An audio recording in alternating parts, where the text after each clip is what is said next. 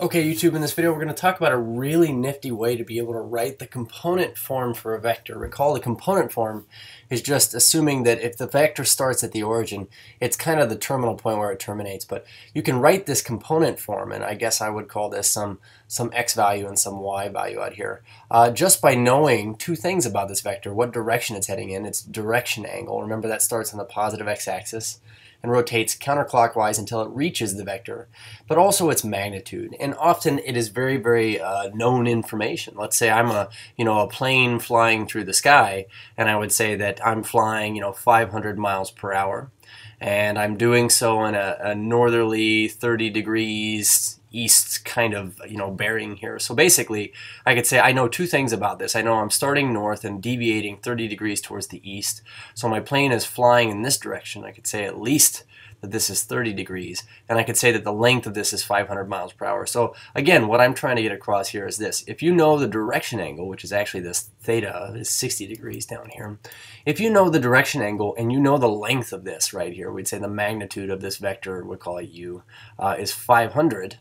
If we know this, then we can write the component form of this vector a little bit more easily just by assuming that this forms a right triangle. We just need two things. We need the x and the y. So that's what we're going to do here. We're going to build in this video an understanding of how I can write the component form of this x, y a little bit more simply.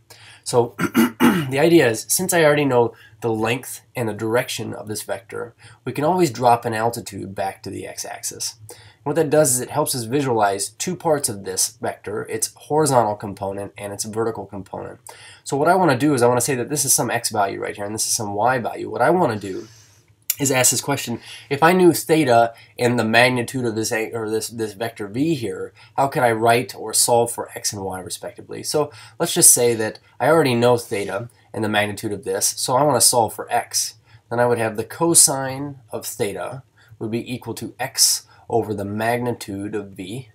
Okay, and so solving for x here, you can see how what I'm doing is I'm just going to take both sides times the magnitude of v, just by this scalar value here, which is what that is, just a scalar. What we end up with is this: we get x is actually equal to the magnitude of v, and that's going to be times the cosine of theta.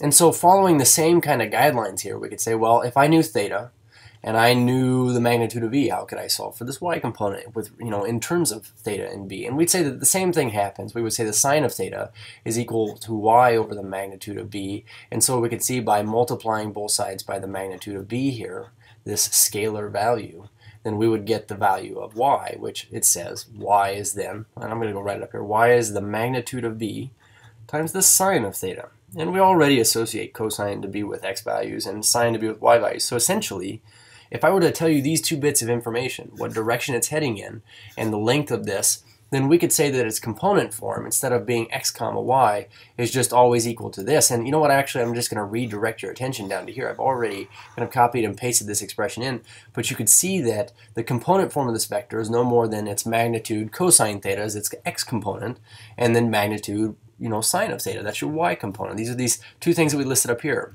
So now we can write the component form of this just by knowing those two things and plugging them into this little form right here. And my favorite thing is we often also want to write this as a linear combination of standard unit vectors, like 3i plus 4j or something like that. But remember that these things right here in your component form are just the coefficients of I and j. That's all they are. So if you know the component form, you know the linear combination form hands down. So what I want to do with the remainder of this video is kind of just go to show how you could write the component form of any of these vectors knowing two things about it. And I'm always going to recommend that you start by drawing a picture of it. So starting with this here, we say that we've got some vector v. V is 2 units in magnitude, and we say in a 45-degree direction angle, which means starting at the positive x-axis, we're going to rotate 45 degrees. Here's our 45-degree rotation. I'm going to kind of represent that pretty crudely there. And then we say we're going 2 units out in this direction. I'm going to try to draw this as straightly as possible. So I'm going to call this 2 units. I'm going to say the magnitude of v is equal to 2 units long. What we're trying to do is solve for this point right here. And so what we could say is, just using our formula, and I want this to be a formula, this is all we need to do. We just say that the x component is its magnitude cosine of the angle, of the direction angle, and then magnitude sine of the direction angle. And so knowing that these are two very common values of of trig functions here, cosine 45, sine 45, we just basically get this. We get 2 times root 2 over 2, which is the cosine of 45, and we get 2 times root 2 over 2, which is also the value for sine of 45. So we get in component form, the 2's kicking out here.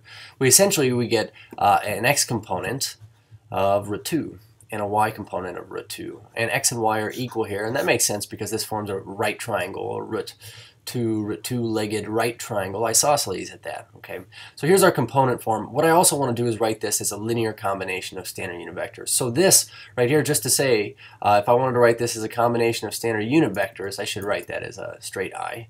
We say I hat plus root 2 j hat, standard unit vectors. And these are the same things. Okay, so I'm going to try this again, but I want to say, okay, let's try to find the component form of a vector that is it has a magnitude of 3, is going in the same direction as this vector here, 3i plus 4j.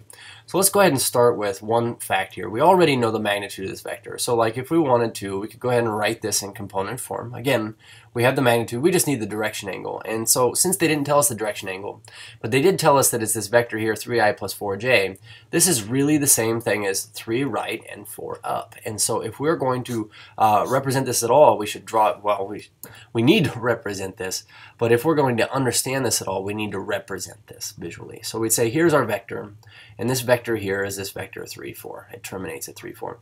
What we want to do is we want to go find this reference angle down here, this direction angle. So we would say, okay, well, direction angle, this one's simple. I've got this. This is the tangent inverse of, and this would be 4 over 3.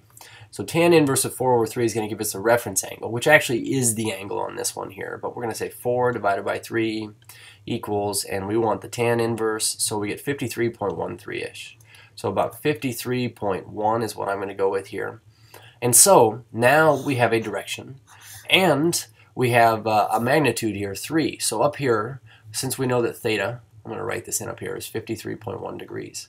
Then we would say that if I wanted to write the component form of this vector, it's really simple. You just do this. You would say 3 magnitude times the cosine of the angle, 53.1 degrees, comma, and we could say 3 sine our angle, 53.1 degrees. So this is our component form, and I actually want to find some values here. I want to say, what would this look like? If I had a magnitude of 3 and was going in the same direction as this right here. So what I could say is I could take 53.1, and we need the cosine of that. Cosine times 3, 1.801. So we get 1.801, and all I did was throw this in the calculator. And I said, now let's go throw this in 3 sine 53.1. If I were to do 53.1, and instead this time we'll do the sine times 3, I get 2.399. So I'm going to call this I'll call it 2.399. Why not? So this is our vector right here. And so I would say that if I were going to have a vector that's going in the same direction as this one, we've got 1, 2, 1, 2, 3. I would have to go 1.8-ish to the right. That'd be about right here. And then 2.4-ish up. It'll be about right here. So here's our vector, and you can observe that, yes, this is reasonable. It would totally be going in the same direction. But this one, instead of having a magnitude that this first one has, which is, by the way, 5, this one has a magnitude of 3. So yeah, this is a really convenient way to write the component form of a vector if you know its magnitude and direction. Just throw it into that. Cheers.